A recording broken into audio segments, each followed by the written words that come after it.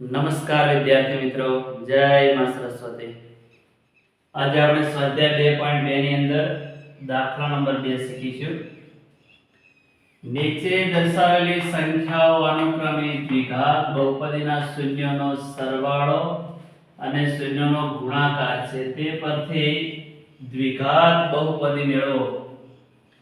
અહીંયા જ્યાં પહેલી સંખ્યા છે 1/4 શૂન્યનો સરવાળો છે, બીજી જે સંખ્યા છે એ શૂન્યનો ગુણાકાર છે.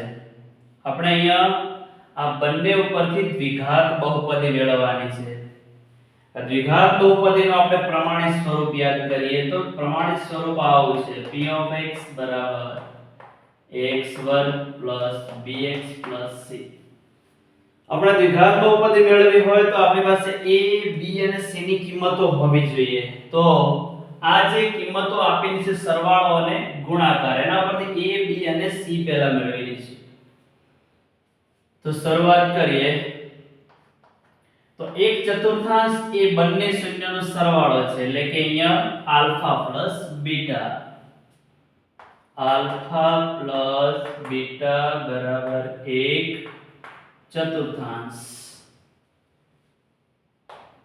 તેથી હવે આલ્ફા પ્લસ બીટા નું સૂત્ર આપણને યાદ છે. આલ્ફા પ્લસ બીટા બરાબર શું છે? -b/a. તો જે જગ્યાએ આલ્ફા પ્લસ બીટા છે ત્યાં લખી દઈશું -b/a બરાબર 1/4. હવે ધ્યાન આપજો, જ્યારે અહીંયા ડાબી બાજુ એકલું જ માઈનસ હોય તો એ માઈનસ જમણી બાજુ અંશને આપી દેવાનો, અને બંને બાજુ માઈનસ હોય તો દૂર કરી દેવાના. તો માઈનસ છે આપણે અંશને 1 ને આપી દઈશું. તેથી b/a આ માઈનસ અહીંયા આપી દો તો -1/4. હવે આપણે અહીંયા અંશ માટે અંશ અને છેદ માટે છેદ કે લગાવીને ધારી દઈશું. ધારો કે b બરાબર -1k. એક આપણે લખતા નથી એટલે -k લખીશું, અને a બરાબર 4k. અહીંયા અંશ માટે અંશ, છેદ માટે છેદ.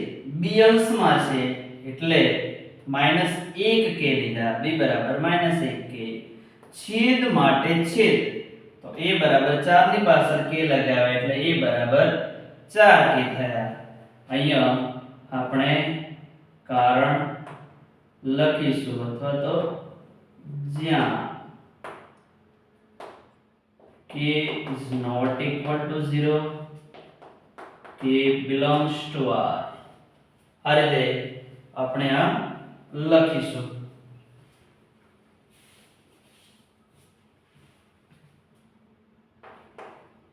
જ્યાં k is not equal to 0, k belongs to r.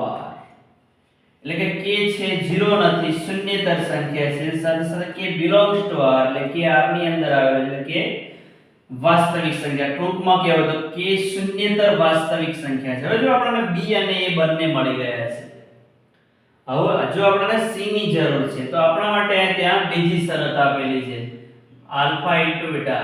Alpha * beta એટલે બંને શૂન્યનો ગુણાકાર આપણને -1 આપેલો છે. તો એ લખીએ આલ્ફા * બીટા બરાબર -1.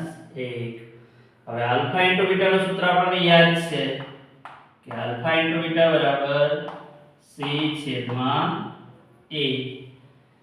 -1 કેમ નામ લખી દે, આલ્ફા * બીટા ની જગ્યાએ c/a લખ્યા. હવે એને અહીંયા a ની કિંમત આપણી પાસે છે 4k, પણ એ મૂકીએ પહેલા એને અહીંયા ભાગાકારમાંથી અંશમાં ગુણાકારમાં લઈ જઈશું.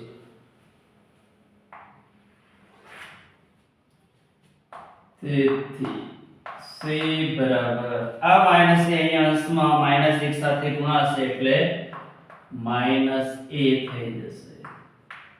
તો c બરાબર માઈનસ એમ ના એમ, પણ a બરાબર આપણી પાસે મેળવેલા પડ્યા છે 4k, તો ત્યાં લખી દઈએ 4k. જો હવે આપણી પાસે ત્રણે ત્રણ મૂલ્યો છે. a બરાબર 4k, b બરાબર -k, c બરાબર -4k. હવે આ બહુપદી છે ને એકવાર લખી લઈશું આ રીતે એનું પ્રમાણિત સ્વરૂપ p of x બરાબર એક ax વર્ગ વત્તા bx વત્તા c. હવે જે કિંમતો આપણી પાસે લખી દઈએ a બરાબર 4k છે તો a ની જગ્યાએ 4k લખી દો. x વર્ગ છે એમને એમ લખી દઈશું 2 b બરાબર -k.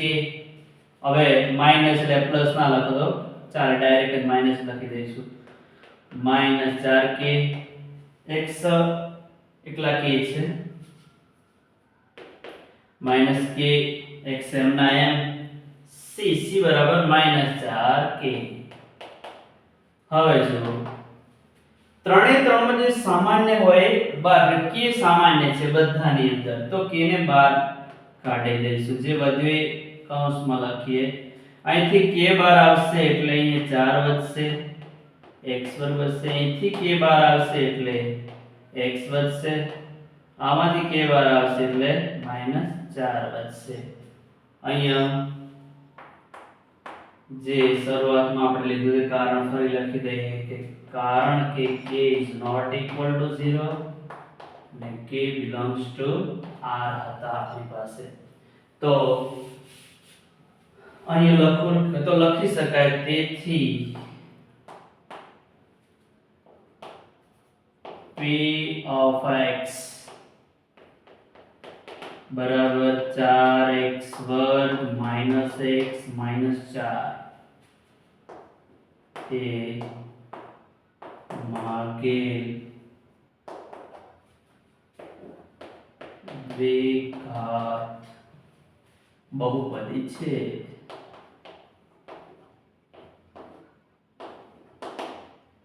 તો આ રીતે આપણે દ્વિઘાત બહુપદી મેળવી શકીએ.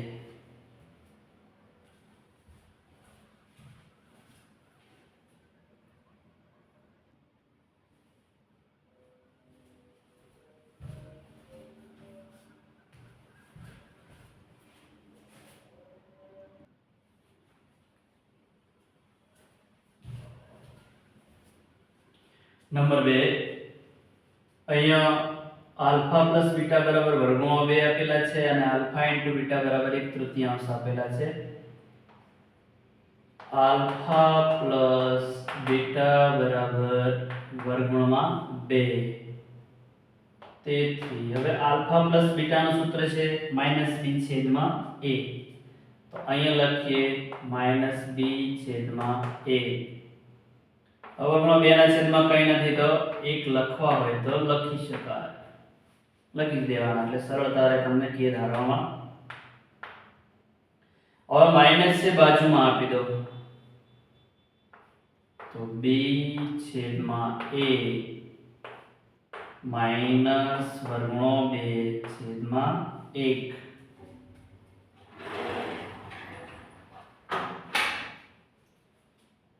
અંશ માટે અંશ ધારીએ છેદ માટે છેદ.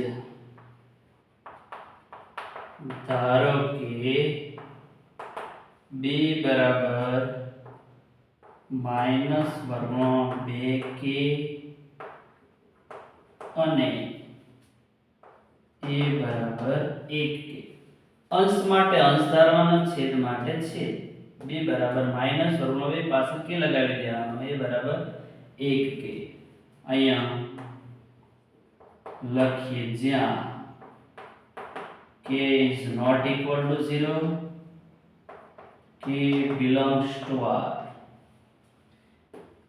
k શૂન્ય નથી કે વાસ્તવિક સંખ્યા એટલે કે શૂન્યતર વાસ્તવિક સંખ્યા છે. આપણે a અને b મળ્યા. હવે c મેળવવાના બાકી છે તો એના માટે બીજી શરત આપેલી છે. અહીંયા બીજી સંખ્યા આપેલી છે આલ્ફા ઇન્ટુ બીટા બરાબર 1/3. તેથી આલ્ફા ઇન્ટુ બીટા બરાબર c છેદમાં a. c છેદમાં a બરાબર 1/3. હવે એને અહીંયા અંશમાં લઈ જઈએ.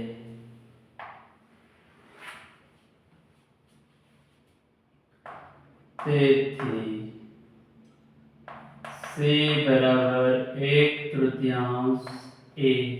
હવે a ની કિંમત આપણી પાસે છે k, તો અહીંયા લખીએ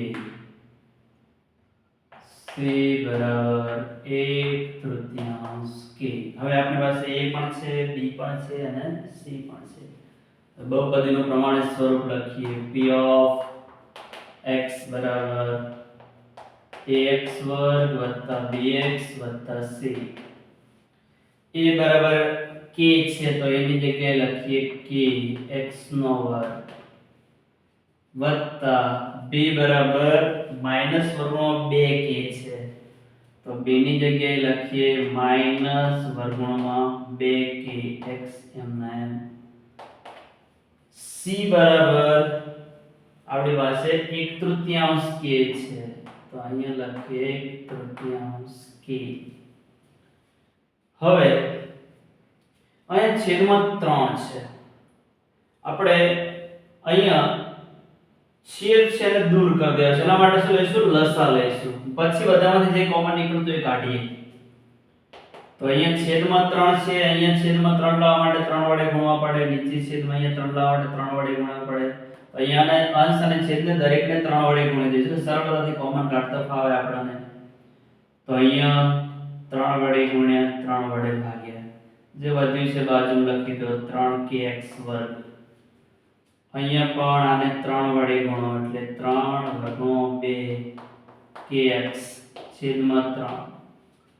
અહીંયા ઓલરેડી 1/3 k છે તો એને એમને લખી દઈશું.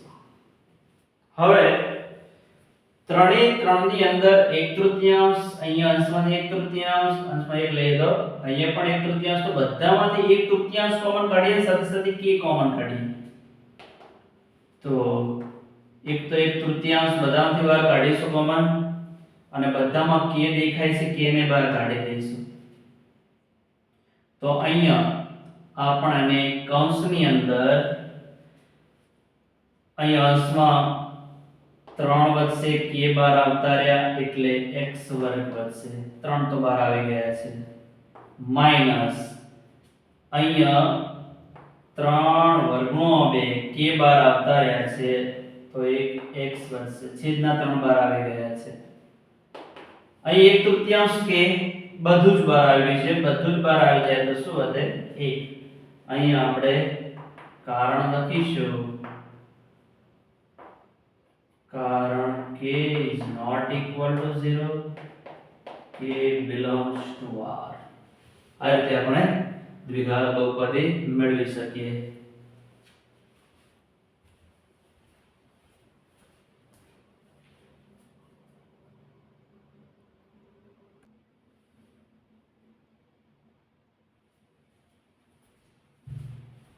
નંબર 3, શૂન્યનો સરવાળો 0 છે, શૂન્યનો ગુણાકાર વર્ગમૂળ 5 છે. આલ્ફા પ્લસ બીટા બરાબર 0. તેથી આલ્ફા પ્લસ બીટા બરાબર માઈનસ b છેદમાં a છે, તો એ લખી દઈએ માઈનસ b છેદમાં a. 0 ના છેદમાં કંઈ નથી એટલે 1 લખી દઈએ. હવે આ માઈનસ બાજુમાં આપી દઈએ, b છેદમાં a માઈનસ 0 છેદમાં 1. હવે અંશ માટે અંશ ધારીએ, છેદ માટે છેદ. ધારો કે b બરાબર -0k, પણ -0k બરાબર 0 જ આવે, કોઈ પણ સંખ્યાને 0 વડે ગુણો એટલે જવાબ 0 જ આવે. એટલે b બરાબર 0, a બરાબર 1k, a બરાબર 1k. અહીંયા શરત લખીશું, જ્યાં k is not equal to 0, k belongs to R. એટલે કે અહીંયા k 0 નથી, k વાસ્તવિક સંખ્યા છે, R ની અંદર આવેલો છે. શોર્ટમાં કેવો હોય તો k શૂન્યતર વાસ્તવિક સંખ્યા છે. હવે a અને b મળી ગયા છે, c મેળવવા છે. એના માટે બીજી શરત આપણને આપેલી છે, આલ્ફા * બીટા બરાબર વર્ગમૂળમાં 5 આપેલા છે.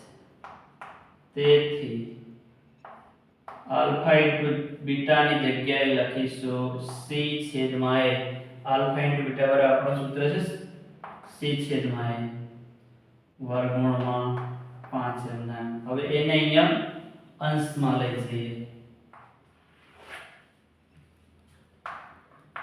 તેથી c બરાબર વર્ગમૂળમાં 5a. તેથી c બરાબર વર્ગમૂળમાં 5. જે a છે એ બરાબર આપણી પાસે k છે, તો એની બાજુમાં આવી જશે k. હવે બહુપદીનું પ્રમાણિત સ્વરૂપ p of x બરાબર ax વર્ગ વત્તા bx વત્તા c. બધી કિંમતો મૂકીએ તો a બરાબર આપણી પાસે છે 1k. બાજુમાં x વર્ગ લખી દો. હવે b બરાબર તો આપણી પાસે 0 છે, તો b ની જગ્યાએ 0 લખી દઈએ. 0x વત્તા c બરાબર વર્ગમૂળમાં 5k.